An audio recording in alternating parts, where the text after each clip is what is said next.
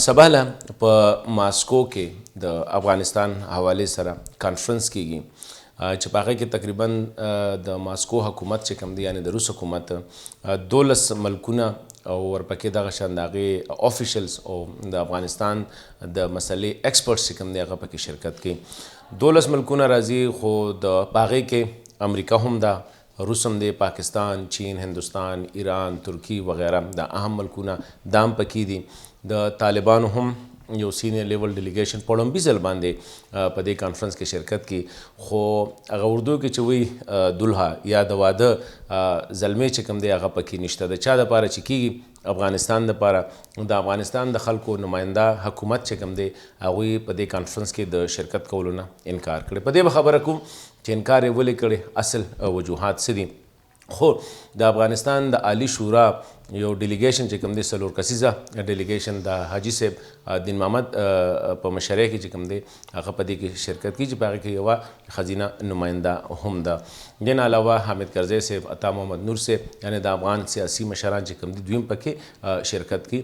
ځکه چې دا مسله د افغانانو مسله ده د افغانو له خو دا موقع نه دی دغه کول پکار دا کانفرنس چې کله د تیر 2 میاشتې مخکې سپتمبر کې کېده نو افغان حکومت اعتراض کړی چې یاره دا تاسو ډیلی کې موږ په دې سوچ کو په هغه ټیم کې د اګست په میاشت کې ډاکټر اشرف غني صاحب ویلو چې پر روان کانفرنس کې به د افغانستان یو ډیلیګیشن شرکت کوي خو انکار وکړو ولې انکار وکړو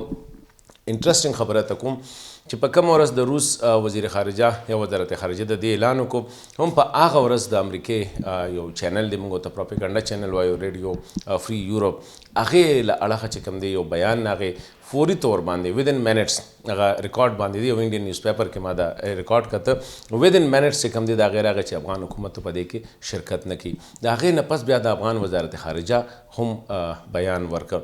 ولې شرکت نه کوي څه خاص ریزنې نه دي ورکړي خو امریکې خپل کنسرن شو کړی دی امریکا وایي چې یاره دا کانفرنس چې کوم دی دا زلمی خلیلزاد چې کوم کوششونه شروع کړي د طالبانو ټیبل ته راوستل هغوی سره خبرې کول دا هغې ته نقصان رسی نو بعضې څېړنکار وایي چې افغان دولت صرف د دې د وجې نه چې امریکا نه غواړي چې افغان حکومت ته ډایرکټ د طالبانو سره څه فیس ټو فیس شي ځکه چې اوس دا خبره امریکا په خپله کې د زلمی خلیلزاد د وجې نه نو بنیادي وجه دا ده چې که طالب هلته کي نو افغان حکومت نماینده به هلته کې نه وي ویل کېږي داسې چې دا د زلمی خلیلزاد پروپوزل و هغه نه غواړي چې یاره کابل حکومت ته په دغه کانفرنس کې شرکت وکړي